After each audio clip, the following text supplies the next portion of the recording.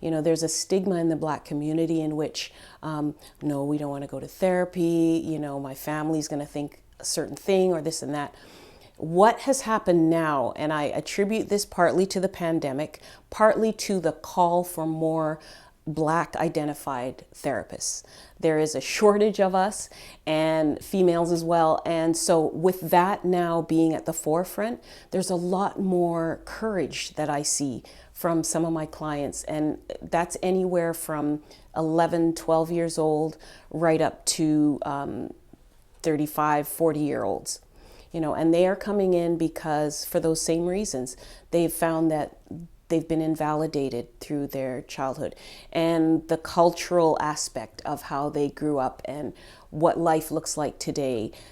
It has a lot of pressure that it puts on them. And so they're seeking ways that they can fortify their communication. They can get their power back. They can feel confident. Confidence is a huge subject that clients come to me about.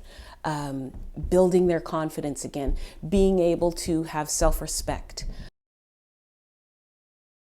A therapist of color like myself, I have a certain affinity towards clients who also look like me or also have a similar experience as mine. And that's what clients I find are looking for as well. They want to know, these are really, I'm in a privileged position because I get the honor of listening to people's personal stories. And that is not something that you can impart to anyone, just anyone, as a client, from the client's perspective, right? So when it comes to clients who are in the Black community, people who are really seeking some help, they want to know that they can feel comfortable. That's probably the number one thing, right?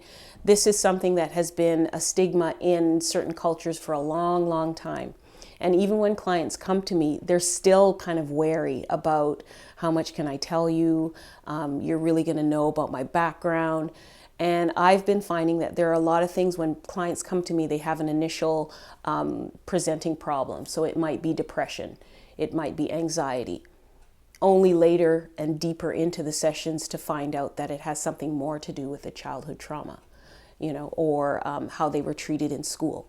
So there's a lot that gets unpacked with my Black clients, and I think that there's just, like I said, a softening of the stigma right now.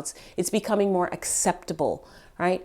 Because there are more of us getting the education, putting ourselves out there so that we can serve our community. It's this cultural competence that is hugely important. I came from Jamaica, but at a very young age, and I came to a town that was primarily Caucasian, right? I was part of one of two Black families in this small town. And I always say to people when I'm talking to them that I look at that as a privilege, as an advantage. Why? Because I grew up in a way that I could be comfortable in and amongst any culture. And so it puts me in sort of this universal space. And I think that's really important when you're working with people, regardless of their ethnicity. You know, you can relate to them, you can meet them exactly where they're at.